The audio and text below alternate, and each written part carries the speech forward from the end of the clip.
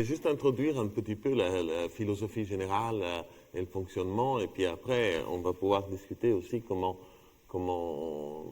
faire les choses en France, et puis aussi, surtout, si vous trouvez qu'il y a des problèmes, des objections, ça c'est important de le faire, d'avoir clair, y compris quand on n'y croit pas trop, il faut la faire, l'objection, pour aller au fond de la chose, parce que le RIC, c'est quelque chose de très simple et très puissant, mais ensuite, on veut en tirer toutes les conséquences, non? Alors, j'aurais envie de commencer par... bon, je pense qu'aujourd'hui en France, il y a presque une unanimité à vouloir faire la politique autrement, n'est-ce pas? Et le autrement, je ne sais jamais ce que ça veut dire. Alors, avec le RIC, c'est ça, en fait. C'est une proposition pour faire la politique autrement, avec un contenu spécifique du autrement. Donc, on va le donner tout de suite. Le contenu spécifique, je dirais, on peut commencer par se demander qu'est-ce que c'est un représentant. Parce que les représentants politiques ont quelque chose de spécial par rapport aux représentants dans le langage courant. Par exemple, si on a un avocat, c'est notre représentant, non? Mais il ne décide pas à notre place. C'est nous qu'on décide. Lui, il sert pour nous éclairer. Il donne des conseils. Souvent, ils sont de bons conseils. Mais à la fin, c'est nous qu'on décide. Vraiment, c'est ça, le représentant. En politique, non. On élit un chef. C'était quelque chose qui est traditionnel. Hein. Il y avait une définition de la démocratie des années 40 d'un économiste autrichien qui est devenu très connu, très classique, qui dit, en gros, une démocratie, c'est comme une autocratie, mais le chef est choisi avec le vote concurrentiel de l'ensemble du peuple. Voilà. Il ne le disait pas comme critique, hein, mais comme une situation, voilà, tout à fait bien, et d'ailleurs même comme plutôt une qualité, parce qu'il vaut mieux voter que pas, si on doit choisir un chef. Mais il y a une autre manière de faire, c'est de ne pas avoir le chef, n'est-ce pas? Donc, on va avoir, l'idée c'est comment faire pour avoir l'équivalent d'un avocat, un médecin, c'est-à-dire quelqu'un qui nous représente, qui fait le boulot, qui travaille pour nous, mais qui ne décide pas pour nous. Il y a quelque chose qui est, je voudrais quand même mettre le point, et une des difficultés qu'on a avec Gaël, c'est que en France, il y a un grand succès de tout ce qui est pratique participative, et qui rendent les choses un peu difficiles à expliquer, parce que les pratiques participatives, c'est presque l'opposé de ce que nous, on porte. C'est-à-dire, c'est des choses qui ont été mises en place au niveau local pour faire travailler les gens, mais pas les faire décider. Ils travaillent bénévolement, non? On va dans une assemblée citoyenne, on discute beaucoup, puis après, au final, c'est le maire et l'équipe municipale qui a le dernier mot. Nous, c'est exactement l'inverse. Nous, on veut que c'est les élus qui travaillent, pas les citoyens. Mais par contre, les citoyens décident. C'est-à-dire qu'ici, le travail, ils ne sont pas satisfaits du travail de la proposition, ils puissent dire, nous, on ne veut pas ça. Et s'ils ne sont pas satisfaits que les élus ne proposent pas quelque chose qui est évident pour tous les autres citoyens, ben, qu'eux-mêmes puissent le faire. Alors, c'est important parce que quand cet aspect, et c'est important le rôle de l'élu là-dedans, parce que si on n'a pas d'élu, et on décide que tous les citoyens décident tout le temps, il y a un problème, c'est qu'on doit se voir régulièrement, et on a tous un boulot, n'est-ce pas? Et ceux qui viendront plus, décideront plus. Ça sera la dictature des gens qui ont le temps libre, c'est-à-dire des retraités et des profs. Or, l'idée, c'est éviter cette dictature. On veut avoir des gens qui travaillent là-dessus à temps plein et les citoyens qui puissent décider sans que ça leur coûte beaucoup. Simplement, qui décident souverainement. Alors, c'est pas mal, ça. D'abord, c'est là-dessus que je voulais, avant d'avoir l'invention technique, comment faire ça réellement, et pourquoi il est aussi, on voulait peut-être vous dire, comme l'a introduit Mahama, c'est fait déjà, hein, ça existe déjà. Il y a des gens qui ont des élus, qui travaillent pour eux, mais qui ne décident pas pour eux. Dans cette planète, et ce n'est pas dans des petits villages perdus dans les montagnes, non, c'est dans des pays entiers qu'on a ces relations-là. Vous pouvez imaginer, la relation d'ailleurs élu-représentant, représenté diffère totalement. En termes de, par exemple, quand on écrit un élu, on a une réponse. Ça, c'est quelque chose d'immédiat, parce que les citoyens peuvent décider du salaire de l'élu, si l'élu reste en place, des compétences de l'élu, s'il peut cumuler ou pas. Tout ça, c'est des votations courantes qu'il y a lorsque les citoyens, eux, décident des règles du jeu. Donc, évidemment, pas seulement les élus, mais aussi les fonctionnaires, tous les agents de l'État, parce que ce qu'on ne rend pas compte souvent, c'est que les représentants, on en a plein. On a des représentants élus, mais on a aussi des représentants de l'État qui nous représentent, les policiers, les agents municipaux, etc. Et tous ces représentants-là, eh ben, c'est important qu'on ait tous conscience, nous et eux, enfin, je dis nous et eux, mais moi je suis parmi eux, puisque je suis un prof d'université, que c'est des représentants au service de la population. Au service, ça ne veut pas dire qu'on choisit d'être au service, ça veut dire que la population peut directement choisir comment on est à leur service et si on les sert bien ou non. Voilà. Est-ce que jusqu'ici, ma question est cette manière d'imaginer la politique autrement correspond à ce que vous voyez? Il y a des objections que vous voyez en dehors du fait, si elle est réalisable ou pas, que ça va être notre prochaine étape de discussion. Oui. Ça, c'est l'objection technique, c'est ce que je disais. On va en parler. Est-ce que c'est réaliste, ce que je vous raconte? C'est la question qu'on va traiter. Mais avant de savoir si c'est réaliste, ce serait bien de savoir si, jusque-là, mettre les élus comme ça à travailler au service des citoyens, les citoyens au dernier mot sur toutes les décisions, est-ce que c'est une bonne chose? Est-ce que c'est ce qu'on veut? Oui.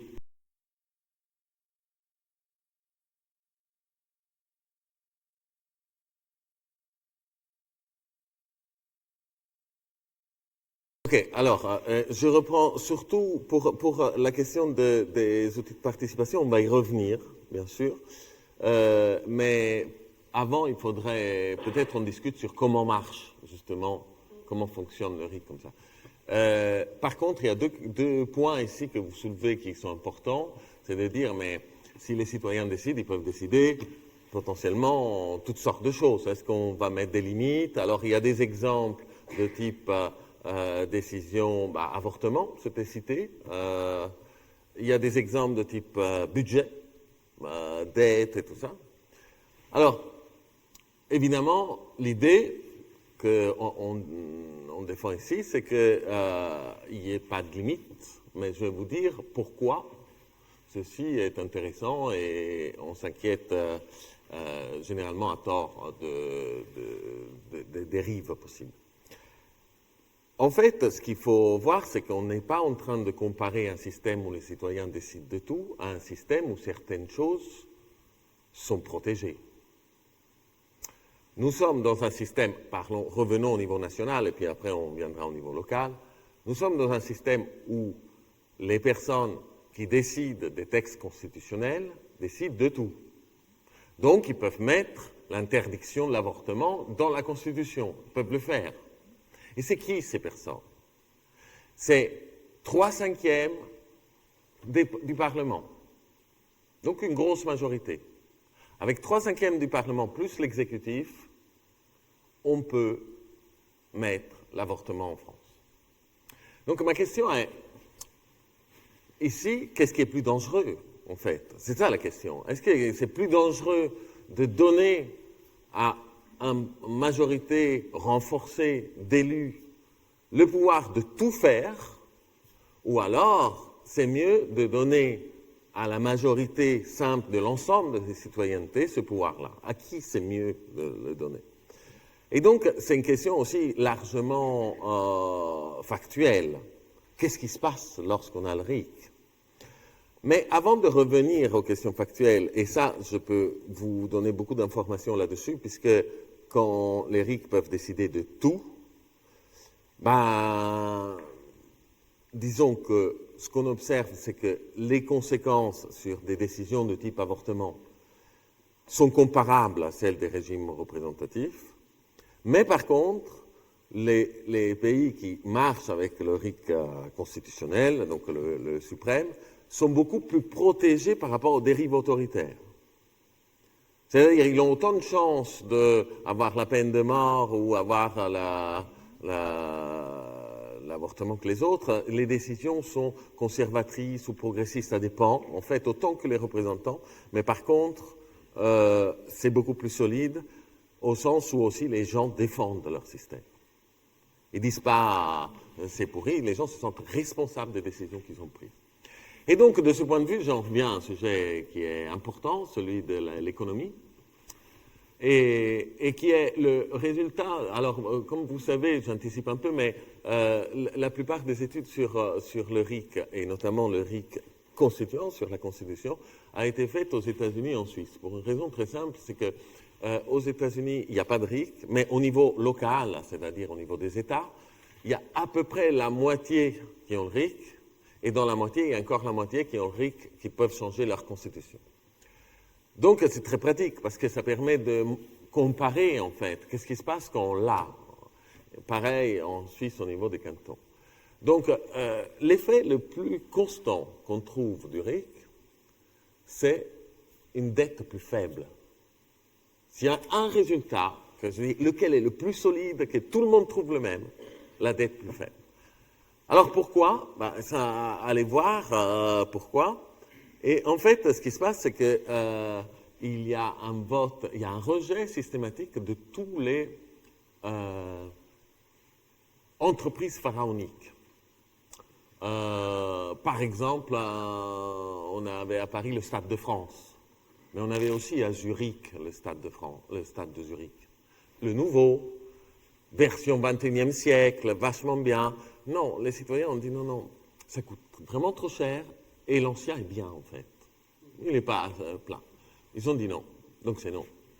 Les Jeux Olympiques d'hiver devaient se passer à Sion. Les citoyens de Sion ont dit on va faire une étude. Qu'est-ce que ça nous coûte? Qu'est-ce que ça nous rapporte? Non.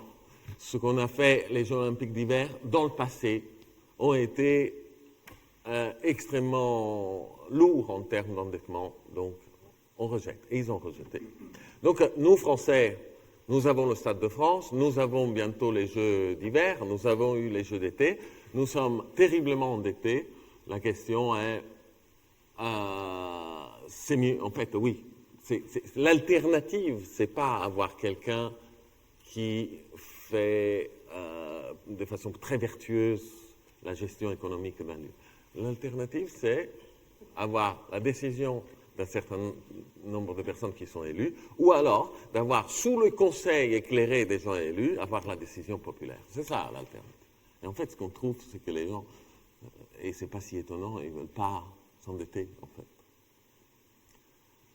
Alors que quand on est élu, on n'endette pas soi-même.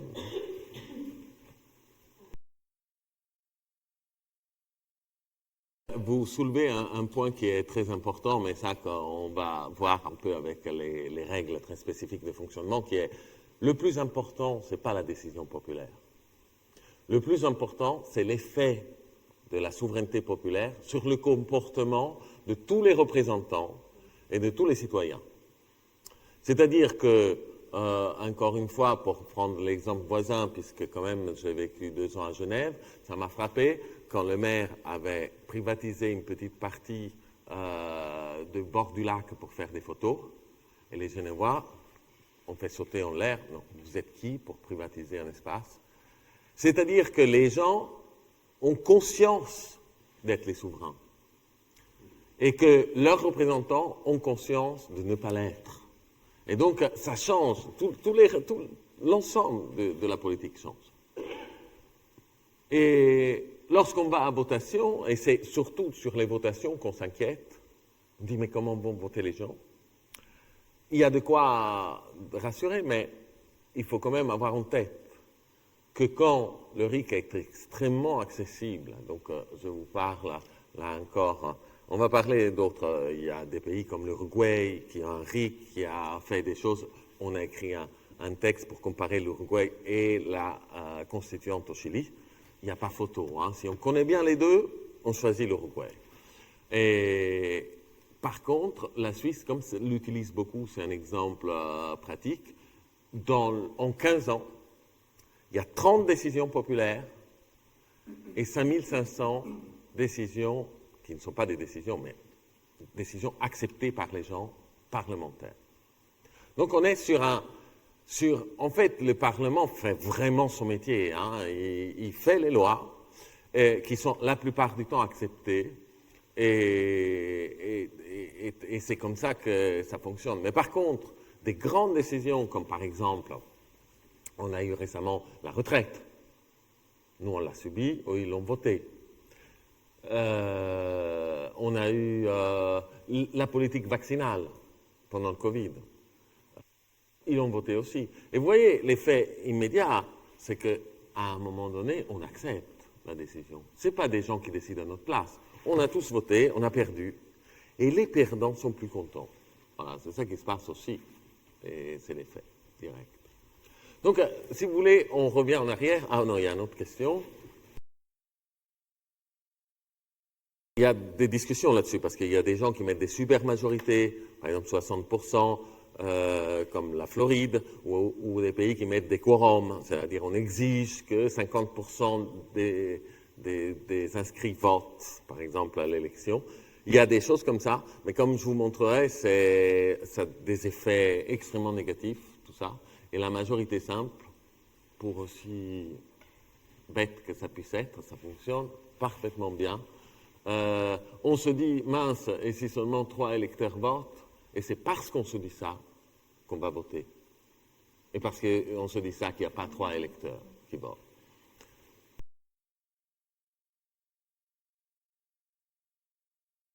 Oui. Ça, c'est un élément aussi de discussion qui est intéressant. On a parlé des effets indirects, n'est-ce pas? C'est-à-dire, que font les lobbies? Parce qu'il y aura toujours des lobbies. Hein. Et parfois, ce n'est pas non plus si mal. Une association, un syndicat, c'est un lobby aussi. Donc, un lobby, ouais, c'est ça. Et donc, la question est, comment les lobbies agissent? C'est vrai que quand ils agissent dans les couloirs d'un parlementaire, hier, j'étais à Paris, j'ai mangé avec un ancien doctorant à moi qui est assistant parlementaire, là. Donc, il est effrayé par voir tous les lobbies qui viennent chez lui pour lui dire, voilà, le texte de loi. Et le parlementaire n'a pas le temps d'étudier bien la proposition. Souvent, il accepte et il la soumet comme ça. Hein. Donc, ça, c'est le travail des lobbies comme ça. Avec le RIC, c'est différent. Le RIC, le problème, c'est que les lobbies travaillent un peu avec les parlementaires, mais travaillent surtout parce qu'il y a un vote derrière, du moins le risque d'un vote. Donc, l'objectif, c'est essayer de convaincre tous les gens. Alors, il y a deux manières de convaincre. On peut avoir très peur de la manipulation, mais ça, on en parlera. Voilà. Ou alors, on donne beaucoup d'argent aux gens pour qu'ils votent. Donc, ça s'appelle de la redistribution. Je ne sais pas, c'est mieux que la corruption d'élus.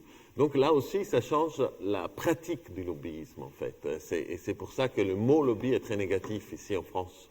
Mais il n'est pas dans les pays qui ont le RIC parce que ça ne marche pas pareil. Les lobbies ont un impact. La transparence de l'activité des lobbies et quoi est beaucoup plus claire. Oui.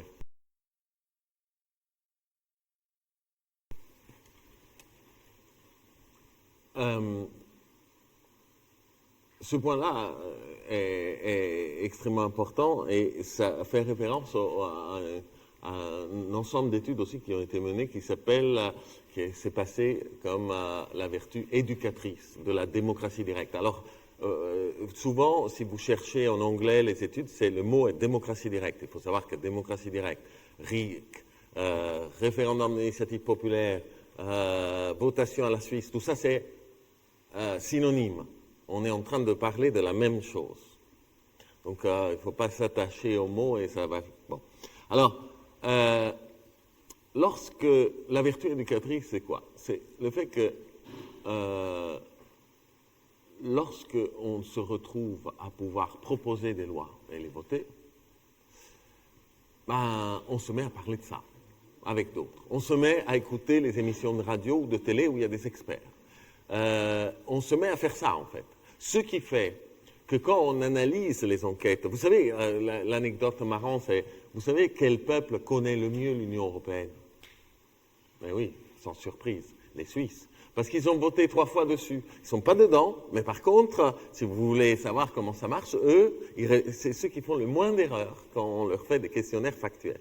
En fait, c'est très simple. Vous êtes en train de voter sur quelque chose d'important. On a cité le pass vaccinal, vous citez celui-là. C'est très important et en même temps, comme vous dites, on vous fait voter. Donc, vous pourriez voter quelque chose que vous et vos enfants et votre famille va directement avoir des conséquences négatives à cause de votre vote. Donc, c'est un enjeu que les gens ressentent et donc, il y a un débat, encore une fois, quand j'étais là-bas, c'est très simple, il y avait un débat enflammé sur est-ce qu'il faut fermer les tabacs le dimanche à côté des gares. Et moi, j'étais comme vous, hein, je me dis, mais comment vous pouvez vous enflammer de ça? Oui, ben oui, mais ça, c'est ce qui se passe normalement quand on a le pouvoir de décision. Quand on ne l'a pas, pourquoi en parler, non? À part, si on veut, débattre entre nous, n'est-ce pas? Donc, ça, c'est un effet absolument fort. Et c'est vrai que c'est un effet qui est un peu flippant. On se dit, mais est-ce qu'ils le font bien? C'est pour ça qu'on a des pratiques un peu délibératives de dire on va organiser des débats publics, des assemblées tirées au sort, comme ça on les voit pendant qu'ils débattent. Il n'y a pas besoin de les voir, n'est-ce pas? Et on le voit dans le bureau de tabac où le dealer du coin et le buraliste discutent sur la légalisation de la marijuana parce que il dit ben non, mais moi je vais perdre beaucoup de clientèle, notamment les personnes âgées, je suis contre. Et moi je l'ai vu de mes yeux ce type de débat. Et voilà, donc si on veut une société aussi dans laquelle les citoyens débattent, les citoyens non seulement débattent entre eux, mais ont envie d'écouter des experts, parce qu'ils n'ont pas envie de se tromper. Donc pas n'importe qui dit n'importe quoi à la télé, mais des experts. Si on veut que les citoyens entrent dans des associations, pour dire moi je veux être dans cette association parce que je suis d'accord avec elle et cette association me permettra d'écrire la loi, si jamais il y a quelque chose qui ne va pas, alors il faut leur donner les moyens d'être législateurs. Il ne faut pas passer leur temps à les éduquer. La meilleure éducation, c'est de dire bah, maintenant c'est responsable de ce qui va se passer. La raison pour laquelle je suis aussi impliqué là-dedans, ce n'est pas seulement que je trouve que c'est bien sur le principe, mais c'est que je suis allé voir les enquêtes d'opinion qu'il y a dans le monde entier, et c'est systématiquement, notamment dans nos pays, on va dire, occidentaux, le soutien à ça, les gens veulent être responsabilisés à 3/4, 75%. En France, selon les sondages, c'est entre 69 et 83. Il y a eu une vingtaine de sondages, tout à disposition si vous voulez les voir. Et on dit, et on n'en parle même pas. C'est dingue. Et on parle à leur place, à la place des gens, et on dit, ouais, mais bon, les gens, ce qu'ils veulent vraiment, c'est remplir leur frigo. Mais il y en a 3 sur 4 qui veulent être responsables. Donc, on va commencer peut-être par au moins faire un débat, le mettre un petit peu en pratique et voir si finalement c'est correct. En général, je pense qu'une démocratie marche bien. Non pas si elle est parfaite, mais si quand les gens veulent des droits égaux pour tous, ils les obtiennent. C'est un truc simple. S'ils n'en veulent pas de problème, mais s'ils veulent des droits de plus, eh ben, ils doivent pouvoir l'obtenir. Pas des droits spécifiques pour leur catégorie, des droits pour tout le monde.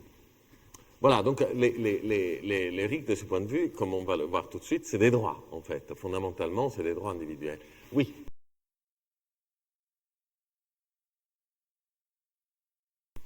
Il y a des exemples comme ça. Par exemple, dans la dernière décennie du 19e siècle, parce que c'est vieux, hein, tous ces trucs-là, il y avait déjà le RIC en Suisse et dans des États américains. Et en Arizona, notamment, il y avait un mouvement très important pour promouvoir le vote des femmes.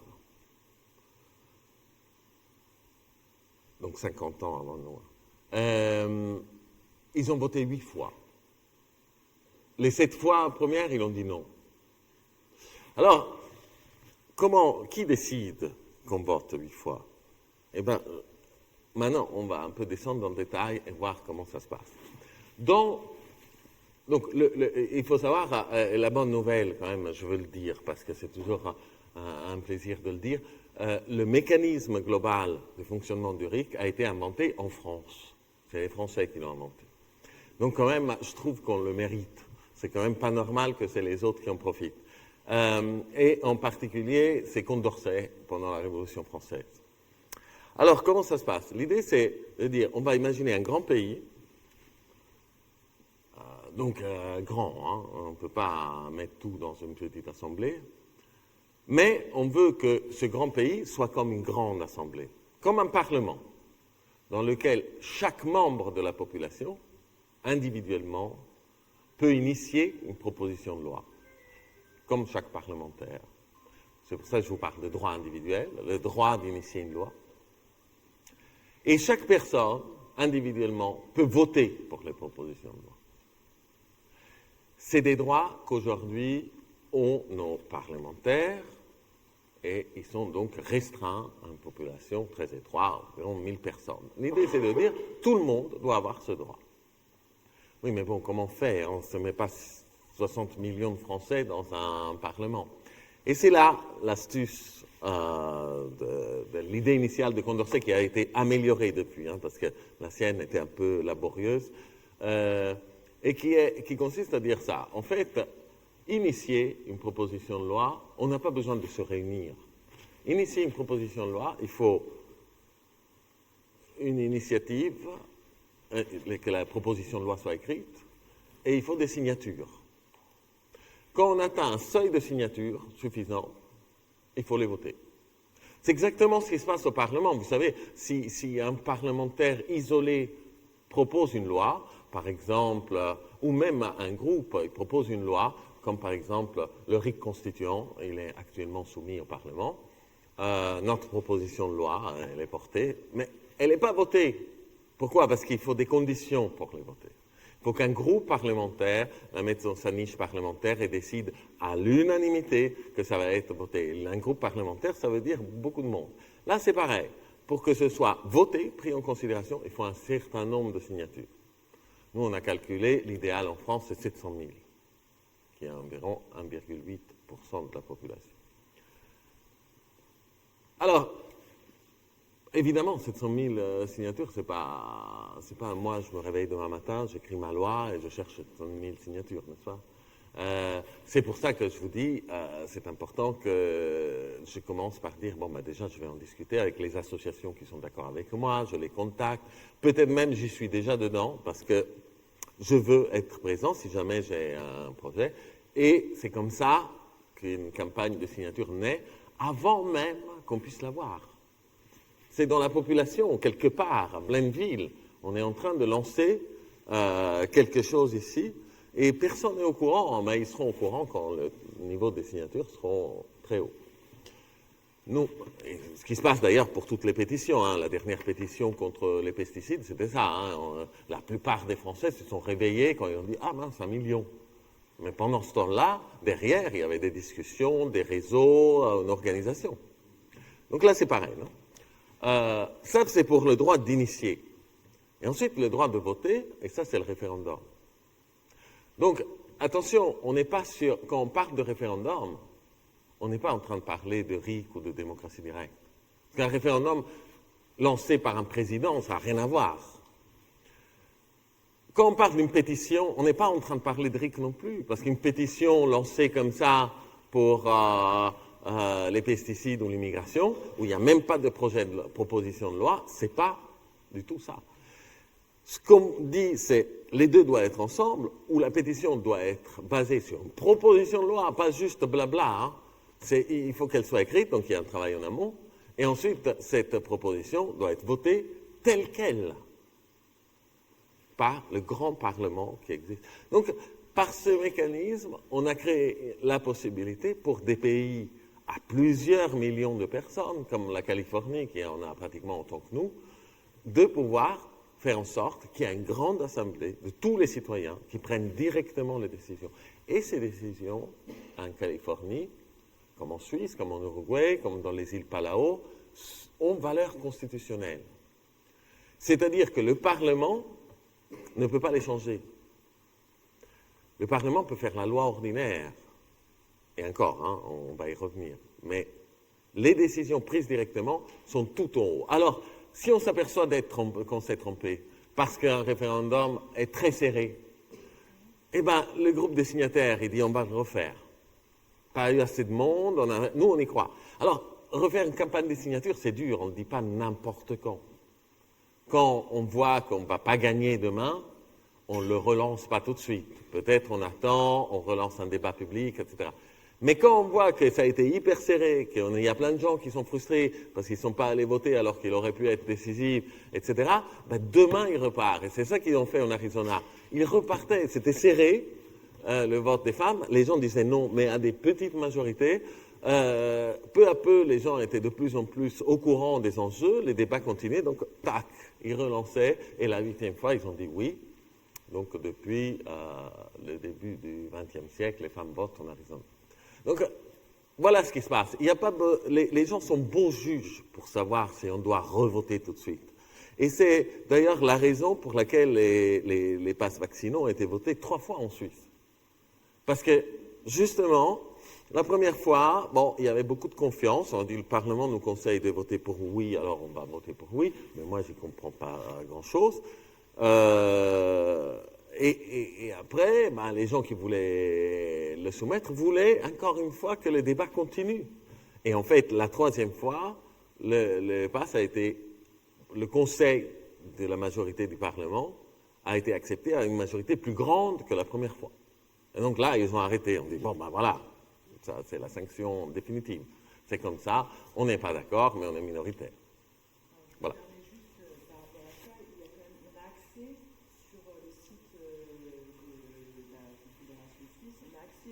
Aux argumentaires, à tout ce qui est lié au bulletin, enfin au livret de votation. Et donc, c'est quand même super intéressant d'aller voir ce qui est dit. Il y a toujours le oui, le non. Et donc, voir aussi les deux arguments et se questionner. En fait, là, par exemple, il y a une initiative qui a fait un peu de bruit, assez peu en France finalement, alors que c'était un non aux limites planétaires, donc un volet écologiste, etc., où l'initiative a été refusée. Et moi, j'ai entendu des gens qui, du coup, m'ont mis des messages en me disant bah, tu te rends compte, alors non seulement les Suisses ils votent mal sur l'immigration, mais en plus ils votent mal sur l'écologie. Mais enfin, quand s'était questionné nous, en regardant ce qui était proposé, ben, l'initiative, elle ne permettait pas de savoir réellement comment ça allait pouvoir se passer et ça engageait les 30 prochaines années. Donc il y a aussi tout ça, ça ne veut pas dire que ça n'arrivera pas et qu'ils ne voteront jamais sur ces limites sanitaires. Mais en tout cas, là, l'initiative, elle n'était pas suffisamment solide, en tout cas. Et juste par rapport à un autre point, mais qui me corrige si j'ai tort, par rapport à la question de revenir en arrière, sur l'immigration en Suisse, il y a quand même eu des votations qui sont passées aussi à peu de choses près avec un peu de participation assez faible, qui du coup ont été remises en cause par des votations qui sont arrivées très tôt derrière. En fait. Il y a des enjeux qui se sont créés sur l'administration, sur l'application de la décision, qui ont permis d'améliorer donc le débat public, parce que préférence nationale, est-ce que ça vaut pour les Européens, ça vaut pour quel groupe de la population, et donc les Suisses sont revenus sur cette décision après, tout à fait. En fait, ça, il y a plein d'exemples comme ça, et Gaël a tout à fait raison de rappeler que chaque Suisse aussi, non seulement c'est sur le site du Parlement suisse, mais chaque Suisse reçoit pour chaque référendum les argumentaires de tous les partis. Et comme les partis, c'était pas assez, en Oregon, ils ont même inventé une assemblée citoyenne qui est chargée de produire un argumentaire d'assemblée tirée au sort. Donc on le reçoit aussi. Elle filtre pas. Elle ne dit pas qu'est-ce qu'il faut décider. Ce n'est pas un Parlement décisoire. C'est un Parlement qui donne un avis. Donc on a ça. Si on ne veut pas se prendre la tête, on a juste ces différents avis. Et souvent, on vote comme ça aussi, parce que il y a des études qui ont été faites aux États-Unis qui sont maintenant assez solides sur le fait que beaucoup de gens ne connaissent pas le fond de l'affaire. Mais ils savent, par exemple, si vous n'aimez pas du tout le groupe Total, par exemple, ben, vous allez écouter, est-ce que le groupe Total vote oui? Non, il vote non, alors moi je vote oui. Et c'est une bonne manière, parce que quand on va voir comment ils votent les gens informés, et on compare, en fait, ça finit, le vote final est le même. Donc souvent, c'est pas mal d'avoir son réseau, et on fonctionne tous comme ça, des gens à qui on fait confiance, qui nous donnent aussi des explications.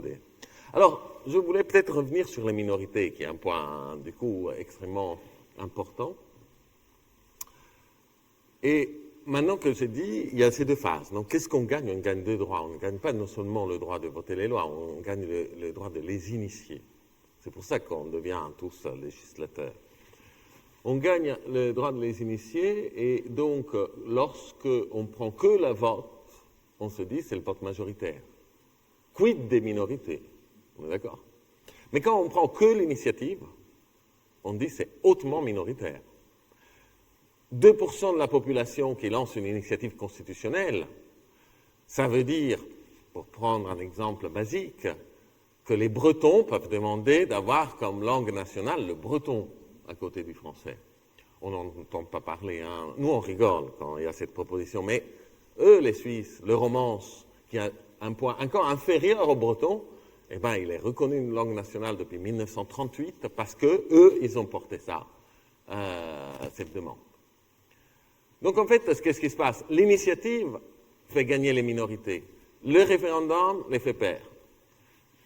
L'un dans l'autre, c'est l'initiative qui l'emporte, c'est-à-dire que ce qu'on observe, c'est que les minorités diverses, et il y a des indicateurs internationaux, sont très hautes, sont très bien loties en démocratie directe, parce qu'ils ont ce moyen d'initier la loi que très souvent n'arrive pas à référendum.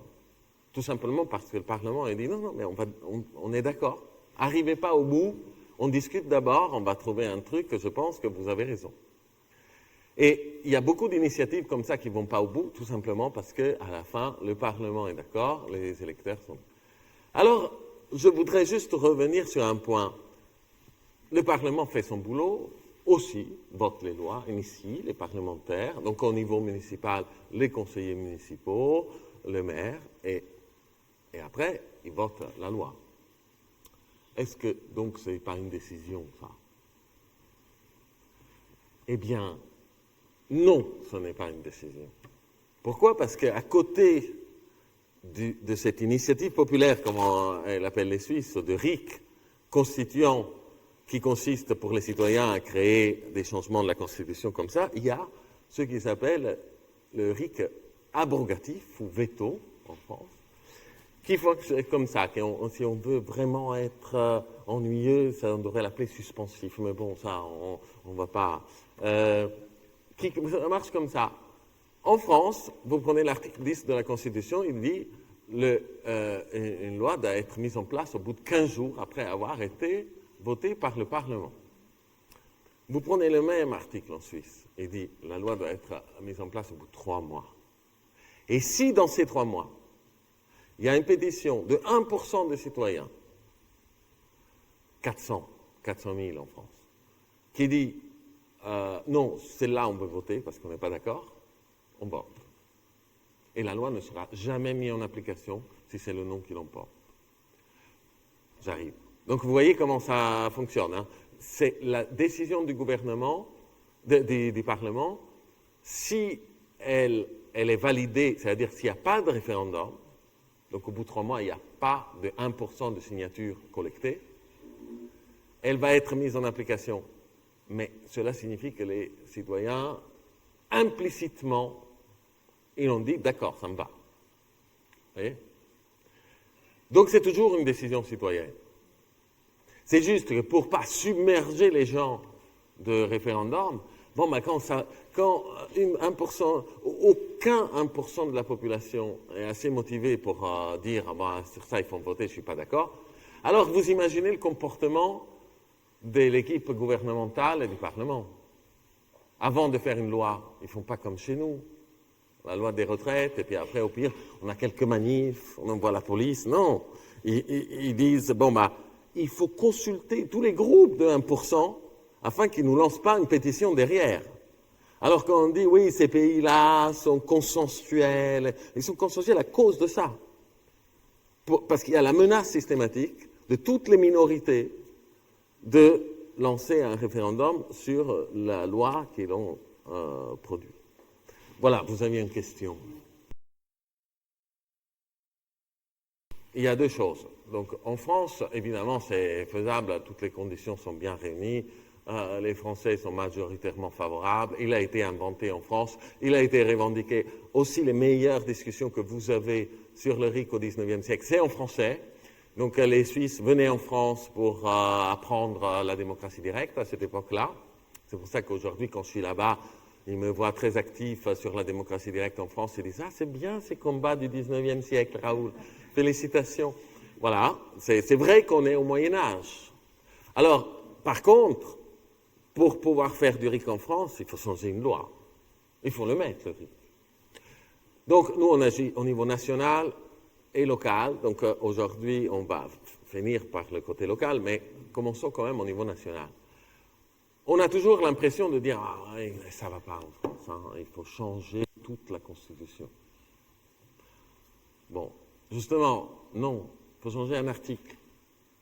Il y a un article qui s'appelle l'article 89, qui est le dernier article de la Constitution, qui dit comment on change la Constitution.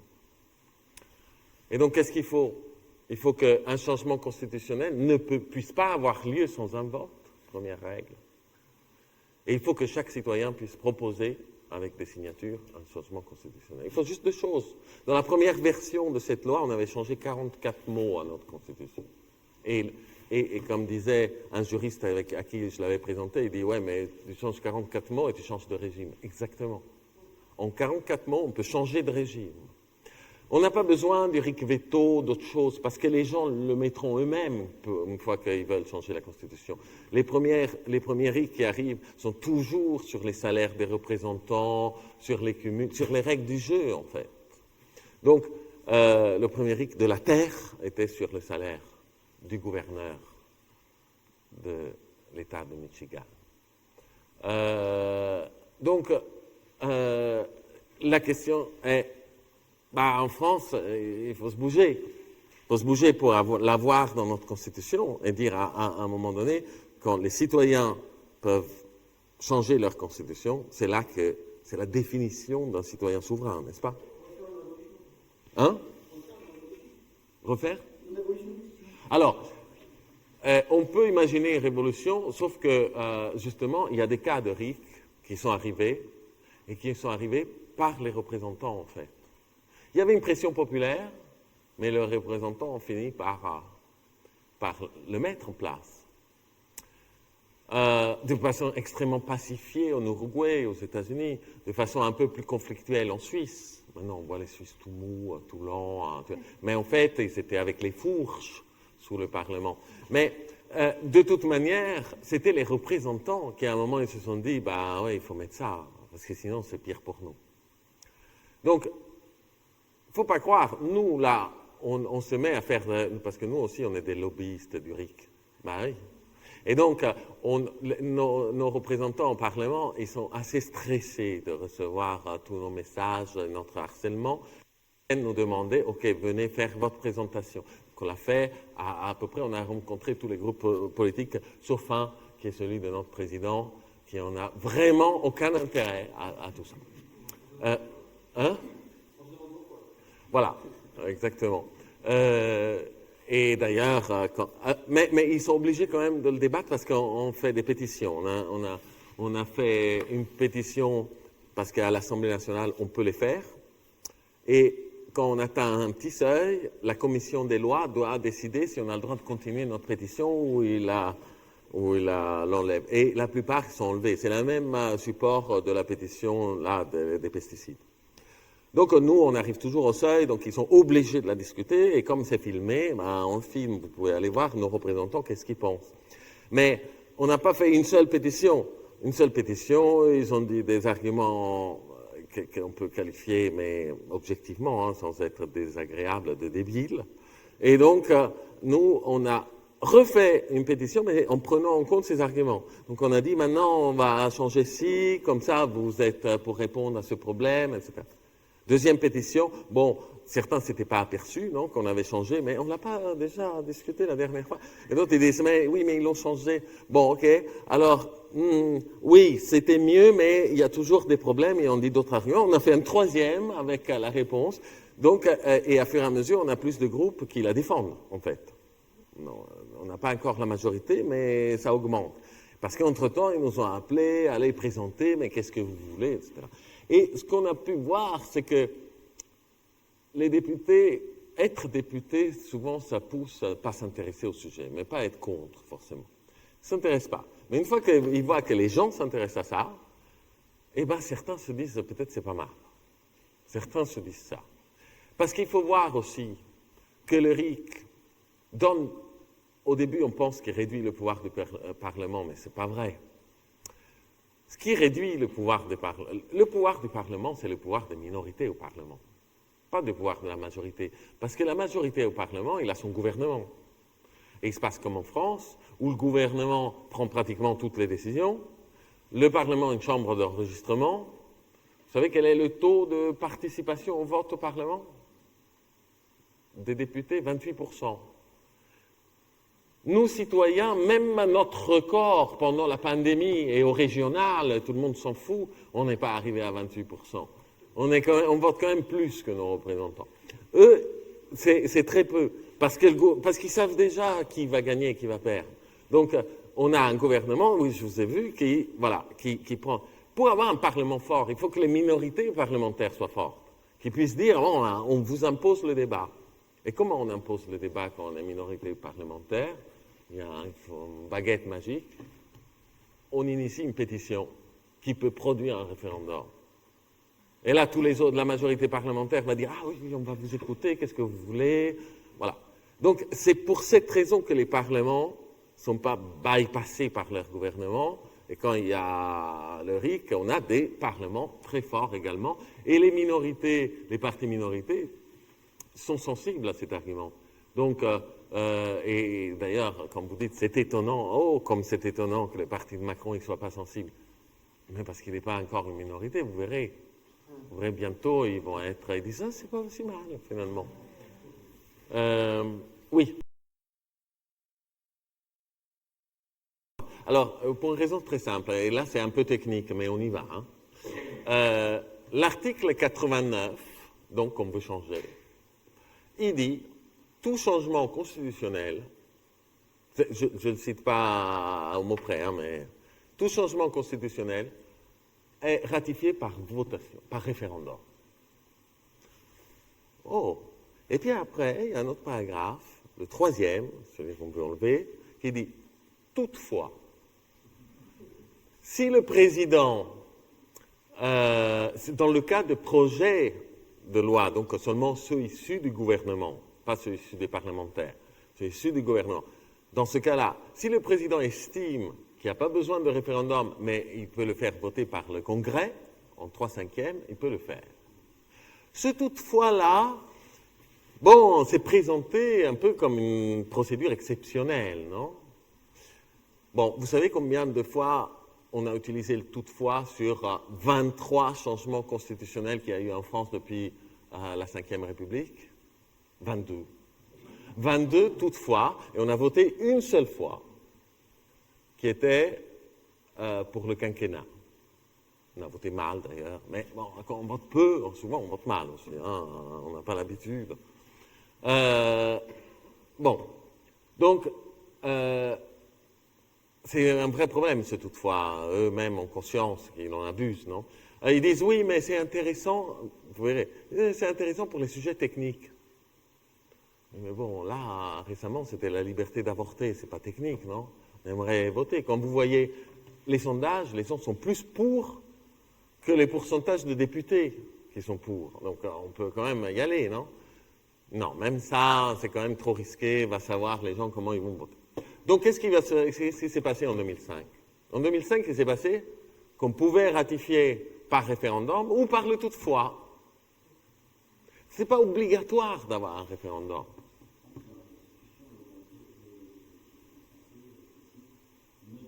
Non, non, non. Dans la Constitution, l'article 3 que vous citez là, ils disent les Français sont, le peuple est souverain et décide par les moyens de ses représentants et le référendum. Mais après, il faut préciser quand. Quand est-ce qu'ils décident par référendum et par leur... Et c'est effectivement précisé. C'est-à-dire, pour les questions constitutionnelles, ils décident par référendum, mais toutefois, ils peuvent décider par leurs représentants, si le président le décide. C'est ça qui est écrit. Donc, on a décidé comme ça. On a dit non, et ensuite, on est passé par les 3/5. Donc, comment s'assurer que le référendum est respecté? Facile. Il faut juste abroger l'alinéa du toutefois. C'est ce qu'on demande. Là, il y a un cours en pétition. Là, pour essayer de se les faire passer, on a distingué les deux. On a fait une pétition avec l'initiative citoyenne et une avec le référendum obligatoire. Donc, il y en a une qui demande juste abrogeons le toutefois, le 3e alinéa. On fait ça, et ça n'arrivera plus jamais que les référendums ne sont pas respectés comme on a vécu. Oui. C'est une question qui est intéressante, mais que j'ai une réponse. J'ai une réponse. Oui. La réponse est nous avons un système actuel qui produit des débats passionnés. Parce que, en fait, il y a les méchants, il y a les gentils, on est au stade de foot, et donc, sur l'immigration, on ne discute qu'une chose, plus ou moins, qui est quand même la discussion la plus débile qu'on peut avoir sur l'immigration. Quand, en revanche, la situation est inversée, les débats se dépassionnent, y compris là-dessus. C'est-à-dire qu'on discute de la loi concrète, pas une pétition, on en veut moins. Parce qu'on en veut 0, ça veut dire que chacun d'entre nous, je ne sais pas, part dans un autre pays, il tombe amoureux, ben, il ne peut pas revenir en couple. C'est ça que ça veut dire immigration 0. Donc, personne ne veut immigration 0. Donc, du moment qu'on se dit, bon, on écrit la loi complète, ben, les passions disparaissent et on essaye de voir quels sont les problèmes et quels sont les... Voilà. Ah, il y a plein de... allez, on fait un tour comme ça. Alors, le cahier de votation, c'est tous les partis qui ont eu au moins 1%. ont le droit de donner leur argumentaire. Le pétitionnaire a droit de donner son argumentaire et, comme je vous disais, parfois une assemblée tirée au sort a le droit de donner son argumentaire. Voilà, c'est quelque chose qui peut se changer lui-même. C'est ça qu'il faut voir aussi. Il faut se changer lui-même à Paris. Par exemple, justement, cette assemblée a été mise en place à la demande voilà. Mais disons, le minimum basique, c'est ça, c'est essayer d'avoir un critère, enfin, essayer, tout le monde fait ça, avoir un critère mécanique pour identifier quel groupe ont droit à la parole. Un minima, c'est le pétitionnaire, et après, il faut des groupes représentatifs.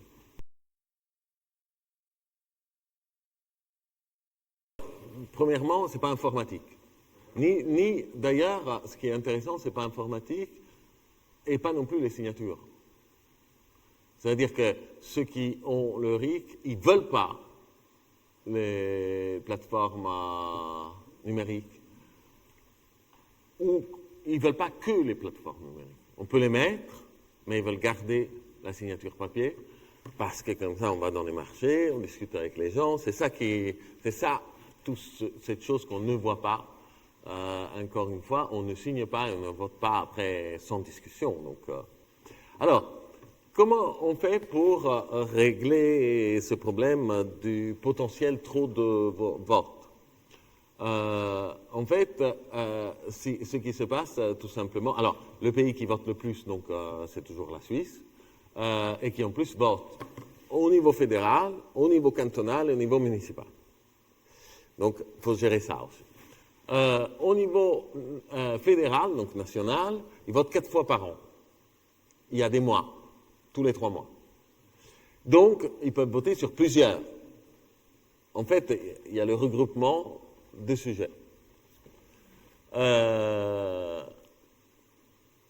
Et puis après, si on ajoute les cantonaux et les municipaux, ils finissent par voter effectivement tous les mois, une fois par mois. Mais il y a un jour par mois. Donc, chaque mois qui passe, c'est le jour où il y a un certain nombre de sujets. Voilà. Voilà. Et alors, ce qui est intéressant, et il y a une question qui ne m'a pas été posée, mais je vous donne la réponse. C'est que, effectivement, quand on vote beaucoup, on vote peu. C'est-à-dire que tous les Suisses ne vont pas voter tout le temps. La moyenne au niveau fédéral de vote, c'est 45, même s'il monte ces dernières années, 45%, et au niveau local, c'est moins. Mais il y a une chose qui est intéressante, par contre, c'est que quand les gens ne votent pas beaucoup, le problème principal, c'est quoi? Parce qu'après tout, si quelqu'un ne vote pas parce qu'il dit, bon, moi, les deux me vont, c'est pas tellement un problème. Le problème de l'abstention, c'est que c'est toujours les mêmes qui votent. C'est ça le problème. Donc chez nous, par exemple, on sait déjà que les riches, diplômés et âgés votent beaucoup plus que les non-diplômés, pauvres et jeunes. Et donc, les partis politiques vont essayer, quand il s'agit de faire plaisir à ces populations-là, ils essayent. Par contre, par exemple, les jeunes, bon, de toute façon, ils ne votent pas. Donc, il n'y a pas grand-chose à gratter. Donc, cela se montre dans la loi. La loi devient quelque chose qui favorise des catégories qui vont voter. Alors qu'au référendum d'initiative citoyenne, ce qui est sympa, c'est qu'il n'y a pas ça. C'est-à-dire que les gens tournent, ce n'est pas les mêmes qui votent à chaque fois. Quand il y a un référendum sur les crèches, c'est les parents qui votent beaucoup, mais peut-être pas les jeunes. La libération du cannabis, c'est plus les jeunes et les vieux d'ailleurs, et pas ceux qui sont au milieu. En fait, c'est pas les mêmes qui votent, et donc ça donne cet effet-là de, finalement, les décisions qui sont prises, c'est par ceux qui sont particulièrement concernés, en fait. Oui.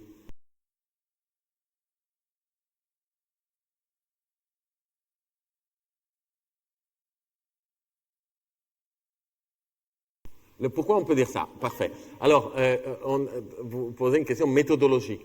Qu'est-ce qui nous permet de prouver, en fait?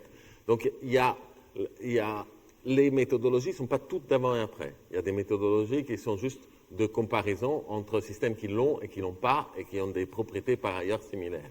Donc, voir s'il y a des différences significatives. Mais il y a des études régulières au niveau local, notamment, parce qu'au niveau national, ça ne change pas beaucoup, mais au niveau local, il y a beaucoup de localités qui mettent en place ou non le RIC. Et donc, il y a des études avant et après. Il y avait une récente, par exemple, que j'ai vue sur les pompiers et le feu, sur les taxes auprès des pompiers quand on met la démocratie directe. Donc, c'était en Illinois, aux États-Unis. Un county là, a mis en place la démocratie directe et il ne l'avait pas, et le county voisin, non. Donc, l'idée, c'est de dire, on va voir avant la mise en place, quelles étaient les taxes sur les pompiers, dans les deux, et après, quelle est dans les deux. Et si ça change quand on a mis la démocratie directe, mais ça ne change pas dans l'autre cas, ça veut dire que probablement c'est un effet de la démocratie directe. Et ce qu'ils ont observé là-dessus, bon, ce n'est pas très spectaculaire, mais je vous le dis quand même parce que c'est intéressant, c'est que les impôts sur les pompiers ont baissé. Et alors, pourquoi ils ont baissé? Quand on va voir directement dans les villes, en fait, ils ont baissé en moyenne. C'est-à-dire les villes qui avaient beaucoup de risques de feu, les impôts ont monté, les villes moyennes restaient pareilles, et les villes qui n'avaient pas trop de risques ont baissé. Et alors que dans l'autre, c'était homogène. Donc ça, c'est un effet qui est assez sympa, qui montre aussi pourquoi les comptes publics sont un peu plus en ordre, parce qu'on dépense un truc si on prend un risque. Voilà, mais pas dans tous les cas. Voilà, c'est plus adapté, on va dire. Ok, maintenant, si vous voulez, on se met à parler au niveau local. Qu'est-ce qu'on peut faire au niveau local? Et donc, c'est aussi ce qui nous réunit ici. Tout d'abord, il faut partir du principe qu'au niveau local en France, comme on est un pays très centralisé, on oublie prendre des décisions constitutionnelles surtout. On peut prendre des décisions que ce qui est de la compétence de la commune. Donc, il y a clairement un discours important de dire une chose, c'est la philosophie. On veut être les représentants dans ce sens-là. Mais une chose, c'est les contraintes nationales, et comme vous le savez, mais comme aussi on va en discuter ensemble, il y en a beaucoup. C'est-à-dire les communes ont le dos courbé sous les injonctions nationales. Donc, premièrement, avoir ça. Alors, ce qui est intéressant quand même, c'est que moi, le premier RIC que j'ai accompagné, écrit, d'ailleurs, si vous allez sur Internet et vous tapez guide du RIC local, c'est un rapport que je déconseille à toute personne qui ne veut pas mettre en place un RIC local, parce que c'est très ennuyeux. Mais par contre, si on veut le mettre en place, c'est très précis juridiquement sur tout le contexte. 40 pages de questions techniques. Voilà, c'est ça. Voilà. Et le guide du RIC local, avant, a été, sa première version, c'était un rapport que j'avais fait pour conduire la ville de Grenoble, j'étais là-bas, pour installer un premier RIC local, dont je vais aussi vous raconter l'histoire, parce que c'est intéressant.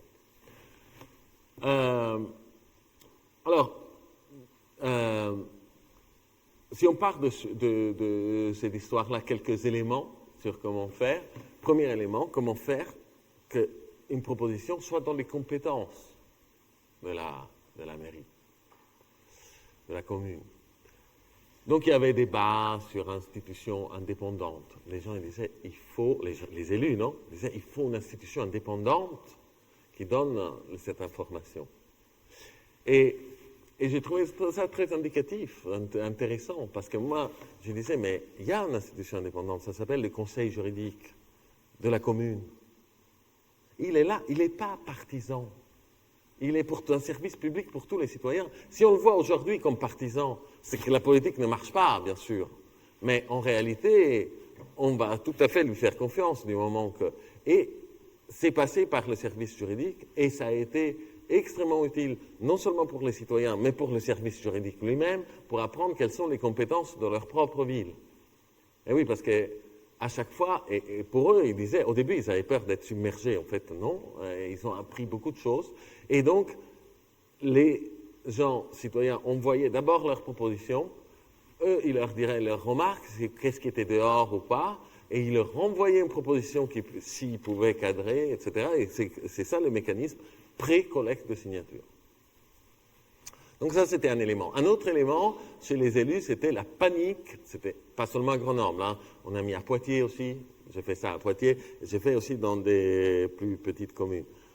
La panique de, oui, mais l'opposition va nous lancer des référendums et après, on va peut-être pas pouvoir suivre notre propre programme parce que l'opposition... Bon, oui. Vous avez haussé les épaules, moi aussi, on s'en fout en fait. Si bien qu'il y avait une conseillère municipale qui était très opposée à cause de ça, et puis un jour elle est arrivée et dit, je suis pour en fait. Pourquoi vous avez changé d'avis? J'ai parlé à mon électorat, je leur ai dit, mais est-ce que c'est grave si on n'applique pas quelque chose qui est dans notre programme parce que les citoyens ont voté contre? Je dis, non, c'est pas grave du tout, c'est bien. Ah bon, bah alors je vais faire ça. Donc, mais la chose intéressante, c'est que la peur était aussi alimentée par le fait, bon, c'était une liste à Grenoble à gauche, à dominance écologiste, et donc ils avaient très peur des 3 pétitions portées par la droite qui avaient déjà dépassé le seuil, et dont une, par exemple, de remettre les caméras de vidéosurveillance. Ils avaient très peur de ça. Et là, je vous raconte ça parce que c'est utile pour savoir aussi comment ça va se passer. Dès lors que le RIC a été mis en place, l'opposition a retiré ses pétitions. Pourquoi il a fait ça? Eh oui, mais en même temps, faire une pétition qui ne sert à rien, on la fait sur tout et n'importe quoi. Mais quand il s'agit de voter derrière, on met une pétition gagnante. On ne met pas une pétition où après, il n'y a que 20% de la population qui dit « oui, d'accord, je veux ». On n'a plus rien après, quand il y a les élections prochaines à dire. Qu'est-ce qu'on a dit? Ouais, nous, on voulait des choses, vous avez dit non. Donc, en fait, un effet intéressant, vous parliez très justement de la responsabilisation. Oui, ça responsabilise les gens, ça responsabilise les élus et ça responsabilise l'opposition. Parce que quand vous gagnez une commune, vous êtes harcelé systématiquement par l'opposition. Vous êtes mal, vous êtes incapable, etc.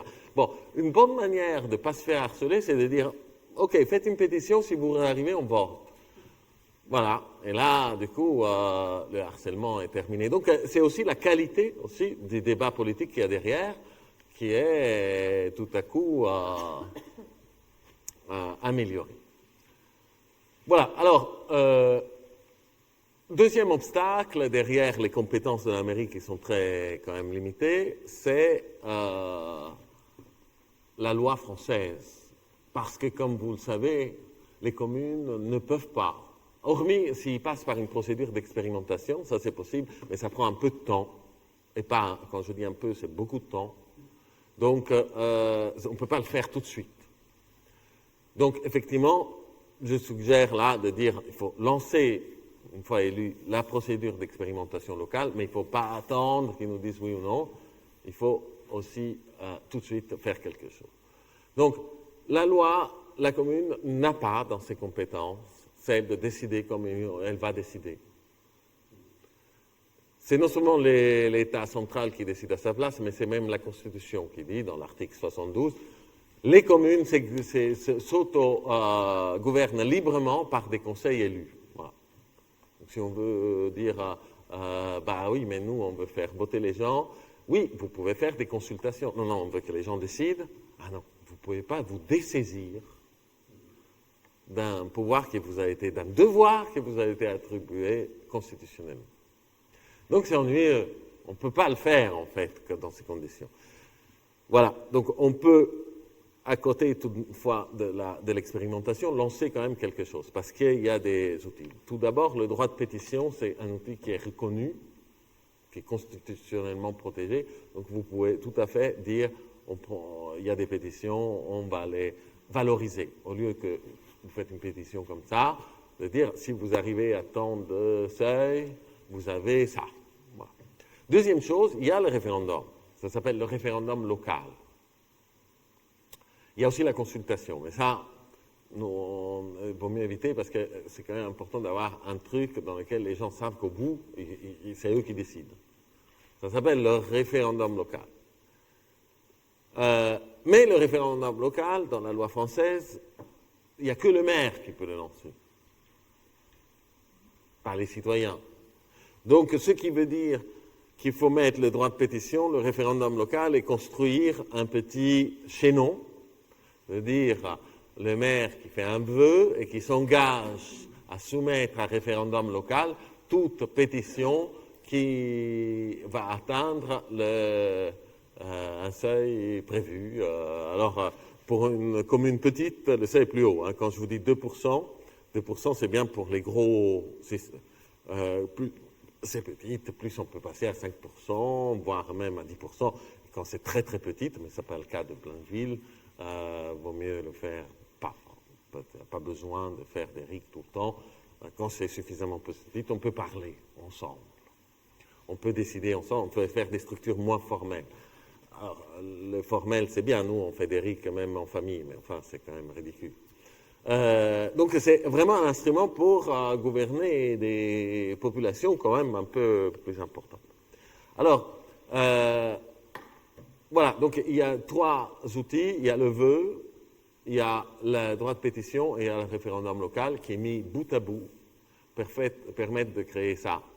Mais le problème, c'est qu'il y a toujours le maire et le conseil municipal, et ça, on ne peut pas passer sauf si justement l'expérimentation est validée, le maire, à tout moment, dire, en fait, j'arrête, j'en ai marre. C'est contraignant que parce que le maire et son conseil municipal a décidé que ça l'est. Ce qui fait que notre maire grenoblois, par exemple, il a eu une votation, deuxième votation, puis après, il avait fermé une bibliothèque en quartier populaire, il y a eu une pétition montée en flèche, il a dit j'arrête, non, on ne va pas voter. Donc, c'était une crise municipale, mais enfin, il peut le faire. Alors que dans le RIC, il ne peut pas le faire, normalement. Donc voilà, il y a ces deux problèmes de le faire localement, et il y a un problème de droit, en fait, et il y a un problème de compétence. Et dans ces deux problèmes, je recommande toujours de faire attention, parce que j'ai l'impression que les gens sont là. Alors, particulièrement, le premier livre, un peu de divulgation que j'avais fait, c'était pendant les manifestations de Gilets jaunes, et donc j'ai été quand même influencé par ça. On allait dans les ronds-points le présenter, c'est-à-dire par le niveau de... oui, Julien. Le niveau de... comment on dit déjà je me suis... quand quelqu'un soupçonne toujours... paranoïa des électeurs, et à force de voir cette paranoïa, j'étais pas paranoïaque avant, mais après je me suis dit, vous avez raison. Vous avez raison, il faut être totalement paranoïaque dans la situation où on est, il faut s'assurer que ça soit respecté. Alors, je vous raconte quand même ces petites anecdotes, pour s'assurer, c'est pas possible, hein, au point de vue légal, vous savez, même au niveau national, vous connaissez l'article 18, tout mandat impératif est nul, donc on n'a pas des procédures publiques pour faire en sorte qu'une promesse soit tenue, mais on a des procédures privées. Je voulais vous finir comme ça, c'est une petite anecdote, mais c'est quand même sympa, et vous pourriez le faire éventuellement. C'est-à-dire, les procédures privées, c'est, on peut tout à fait, par exemple, s'engager devant un notaire et engager toute sa fortune. Je m'engage toute ma fortune si je suis élu et si je ne respecte pas cette charte de RIC, je vais devoir, le notaire ici présent, va automatiquement transférer toute ma fortune à la ville. Bon, ça a l'air, c'est légal, ça, on peut le faire. Donc ça a l'air un peu un jeu, mais il faut penser à tous ces citoyens un peu paranoïaques qui n'y croient plus trop, et dire on va aller au bout de cette logique. On va vraiment mettre le maximum pour ne pas être insoupçonnable. Et ça, je pense que c'est un bon moyen aussi pour récupérer des gens qui bon, le RIC c'est sympa, mais finalement ça ne donnera rien, parce que finalement nos élus à la fin ils décident de tout. Les rouages ne sont pas connus, donc c'est aussi un élément important pour compléter une adaptation de la loi et de niveau d'autonomie des communes, ce type d'engagement qui peuvent être parlants. À mon avis, hein, ça je vous donne mon avis. Voilà, oui.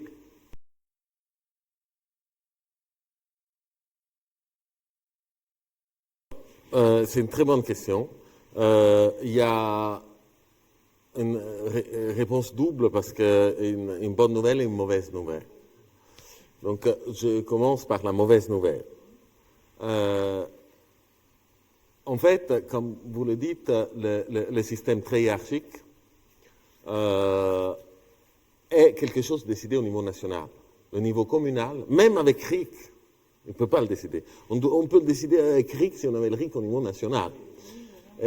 Donc, on a ce problème-là qu'il faut toujours passer par le centre, parce que les communes sont conçues par le système français traditionnel comme des préfets, en fait, comme de la déconcentration. Ce n'est pas un mode de gouvernance, c'est les représentants du pouvoir central localement, même s'ils sont élus par les gens.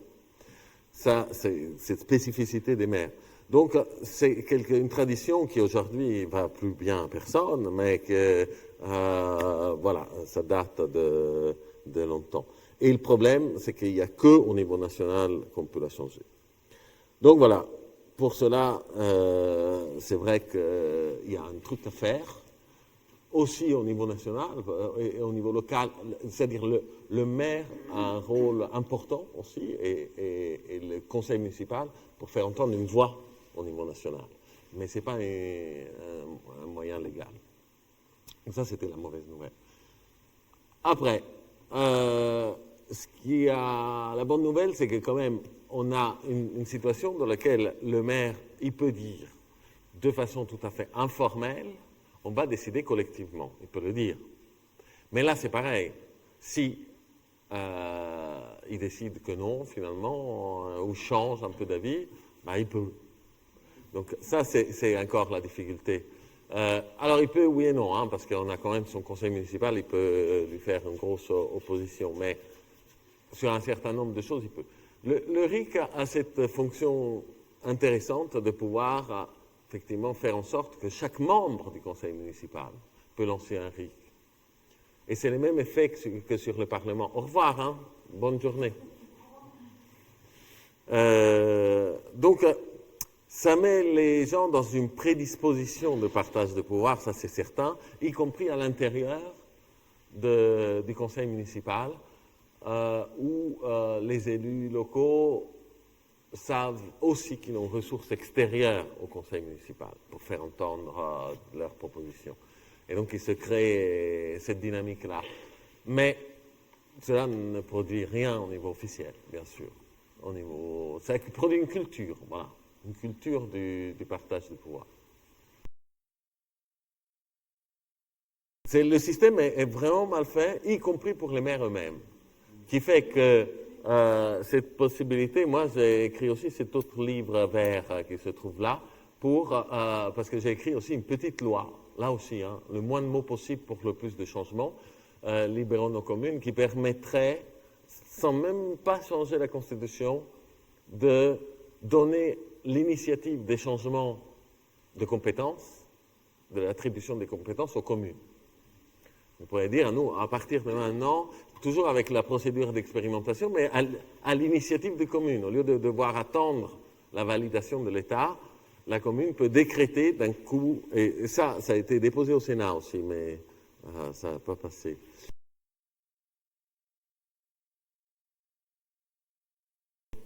Voilà. Alors, les maires ont plus qu'un pouvoir, ont d'autres pouvoirs. Et les maires ont des pouvoirs très importants au niveau national, mais ils ne sont pas très coordonnés. Donc, nous, on fait aussi ce travail de coordination avec succès. Et il est mené par Gaël et Jean-Philippe.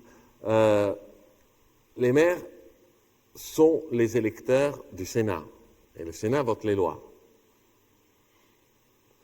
Donc, quand on pense à être maire, je pense que c'est utile, si on est dans une optique de partage de pouvoir, d'initiative aux communes, de pouvoir citoyen, d'essayer de la faire, cette liste au sénatorial. Pas seulement préparer l'élection municipale, préparer les sénatoriales qui vont arriver juste après. Donc voilà, ça c'est un point important. Les maires parrainent aussi des candidatures à la présidentielle. Donc c'est un rôle que ensuite les communes vont avoir et que le changement, compte tenu des règles du jeu, passera par les communes en fait en France. En fait, je l'ai un peu fait, mais peut-être pas dispersé. Donc vous avez raison de rappeler alors. En fait, l'idée c'est de dire le maire va faire un vœu que toute proposition soutenue par, alors c'est 2 à 5%, ça c'est à voir selon les communes, selon la population, plus c'est petit, plus c'est haut, mais mettons donc, je sais pas, 3% de la population, quand le 3% de la population donc fait une pétition, le maire, par vœu, s'engage, le vœu n'est pas contraignant, hein, mais quand même c'est un peu quelque chose officiel, à soumettre un référendum local. 3% de signataires dans la commune de la pétition pour la proposer au maire. Ouais. le maire va lancer un référendum local. Alors là aussi, il faut faire quand même attention au coût du référendum local. Il faut préparer ça, donc c'est important d'imaginer aussi le temps, c'est-à-dire il n'est pas lancé tout de suite un référendum local. On peut s'imaginer qu'il y a un référendum local sur plusieurs sujets. Oui. Oui, je vais compléter un peu cette question technique, puisque dans ce qui nous préoccupe, les questions techniques sont très importantes et votre question me permet de répondre. C'est-à-dire qu'une fois qu'on a compris ce que c'était le RIC, sa mise en place, elle est précisée dans ce qu'on appelle une charte du RIC, qui indique comment on s'y prend.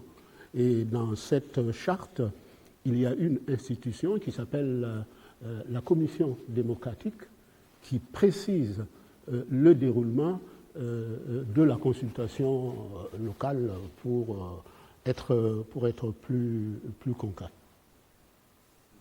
Donc il y a une espèce de code derrière qui aide les élus et puis les citoyens à comment s'y prendre. Disons que moi, là, j'ai précisé juste les éléments du droit à faire suivre. Après, il y a des éléments importants sur l'engagement, effectivement. Il faut que ce soit quelque chose de connu par les gens. Et de toute façon, ça ne sera jamais connu tant que les gens n'ont pas gagné une bataille. Et aujourd'hui, le RIC, en France, il y a eu des référendums d'initiative des gens, dont celui de Grenoble dont je vous ai parlé, mais il n'y a toujours pas eu un référendum gagné. Et donc, c'est le référendum gagné qui font le changement. Donc, à ce titre, une chose importante, le référendum local, dans la loi, c'est écrit qu'il est validé, il est contraignant seulement si 50% de l'électorat vote. Donc ça, c'était la fin. De la petite technique. Ouais. 100% de population qui lance une pétition, le maire lance un référendum local, et si la majorité simple, 50% des citoyens de la commune votent pour, le maire peut prendre la décision. Ouais. Le maire s'engage à suivre, et donc c'est le conseil municipal qui fait une délibération. En fait, ce que je voulais dire, c'est que il n'a pas besoin d'engagement à suivre le résultat du référendum, puisque si 50% des habitants des ayants droit au vote votent lors du référendum, il est contraignant pour la commune, donc il n'y a pas de problème. Le problème, c'est que 50%, vous ne les aurez jamais, mais jamais. Oui, au plus tôt. Vous les aurez si avant, il y a eu un référendum où les gens ont gagné. C'est toujours ça. Si les gens ne gagnent pas, ils n'y croient pas, en fait. Donc, c'est conçu pour... si la réalité dans votre commune s'avère être différente de ce que je dis, surtout dites-le moi parce que c'est un miracle. Mais normalement, je peux vous dire tout de suite que ce ne sera pas le cas. Et donc, ça veut dire que vous devez communiquer très clairement, même si ce quorum n'est pas atteint, il suffit 50% plus 1 des votants, la majorité simple, pour poursuivre. Parce qu'avant, on était sur 50% des inscrits. C'est 50 plus 1 des votants et 50% des inscrits qui votent. Donc, il faut enlever cette deuxième clause. 50 plus 1 des votants, même si vous êtes 3 à voter, ça compte. Donc, c'est ça ça c'est très important, parce que le quorum, il faut savoir, c'est-à-dire cette clause qui consiste à exiger qu'au moins 50% des inscrits votent, c'est un tue la démocratie. Un tue l'amour de la démocratie. Pourquoi? Parce qu'en fait, c'est quelque chose qui est fait beaucoup. Par exemple, c'est les Italiens qui l'ont inventé au niveau national. Grâce à ça, aucun référendum, et il y a eu une liste, le record a été 24 référendums de suite annulés à cause du quorum. Pourquoi? Parce qu'au bout d'un moment, quand on a compris cette affaire, d'ailleurs, moi j'ai simulé, on pourrait faire la simulation ici, mais quand on a compris cette affaire, on s'aperçoit que quand on est contre, il vaut mieux pas voter plutôt que voter non. Et non seulement il vaut mieux pas voter, mais il vaut mieux en parler le moins possible. Comme ça, les gens oublient le référendum. Ils ne votent pas non plus. Donc, si on veut des débats publics et de la délibération, c'est le contraire qui se passe. C'est pas le faire. D'ailleurs, on l'a bien compris parce qu'on n'a pas mis on a mis les quorums pour les référendums, mais on ne les met jamais pour les élections. Donc ça, c'est le signal quand même que les élections, on ne s'inquiète pas trop que... Voilà. Alors,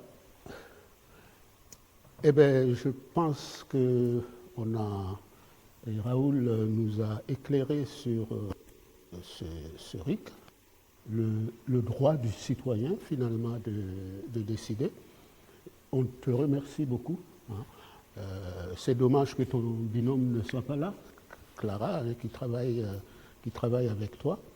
Et je remercie aussi Gaël qui est à nos côtés, du moins en tout cas à Blainville, et qui nous pousse dans cette voie. Si vous avez compris, le RIC, c'est ce que vous avez lu sur le flyers d'invitation, c'est l'outil pour que le citoyen s'occupe ou se mêle des affaires qui le regardent.